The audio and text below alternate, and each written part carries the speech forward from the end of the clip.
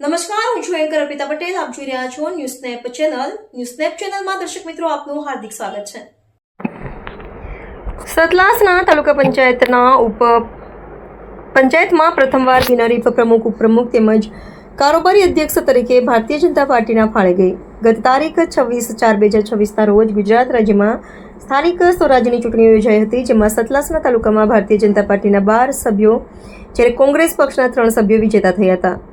આજ રોજ સતલાસના તાલુકા પંચાયત પ્રમુખની ચૂંટણી માટે ફોર્મ ભરવાની પ્રક્રિયા કરવામાં આવી હતી, જેમાં પ્રમુખ તરીકે હડોલ બેઠક પર ભાજપના ઉમેદવાર નિર્મલાબા શૈલેન્દ્રસિંહ પરમાર તેમજ ગામ અને આજુબાજુના તમામ પરમાર ક્ષત્રિય સમાજ અને અન્ય દરેક સમાજના લોકોની ખૂબ લાગણીઓ અને મહેનતથી બિનહરીફ વિજેતા જાહેર કરવામાં આવ્યા હતા.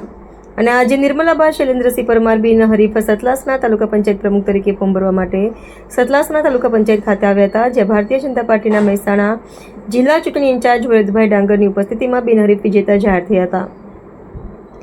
આવતીકાલે બપોરે 3 વાગ્યે સતલાસના તાલુકા પંચાયત ખાતે તાલુકા પંચાયતની પ્રથમ બેઠક યોજાશે અને જેમાં સતલાસના તાલુકાના પ્રમુખ તરીકે કાર્યભાર સંભાળશે.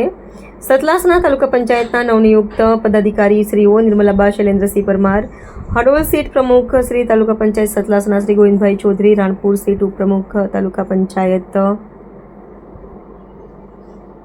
ગોવિંદભાઈ ચૌધરી, રાણપુર સીટ ઉપપ્રમુખ તાલુકા પંચાયત સતલાસના શ્રી ભૂપતજી ઠાકોર, ભીમપુર સીટ કારોબારી અધ્યક્ષ તાલુકા પંચાયત સતલાસના ગુજરાત રિપોર્ટર કશ્યપ રાવલ.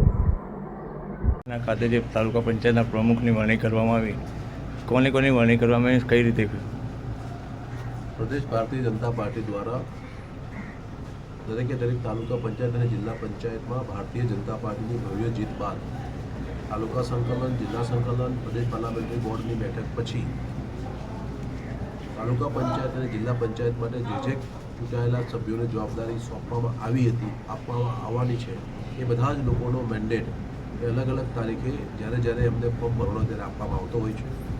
આજે તારીખ 24ના રોજ સતલાસના તાલુકા પંચાયતના અધ્યક્ષ તરીકે નિર્મલાબાએ ફોર્મ ભર્યું છે. ઉપાધ્યક્ષ તરીકે અમારા ગોવિંદભાઈએ ફોર્મ ભર્યું છે. અમને પૂરો વિશ્વાસ છે કે બંને સતલાસના તાલુકાના સર્વાંગીણ વિકાસ માટે કામ કરશે અને આગામી દિવસમાં આવતીકાલે જ્યારે એની પ્રથમ બેઠક થવાની છે ત્યારે બંને બિનહરીફ તાલુકા પંચાયતના પ્રમુખ અને ઉપપ્રમુખ તરીકે વિજેતા પણ બનશે.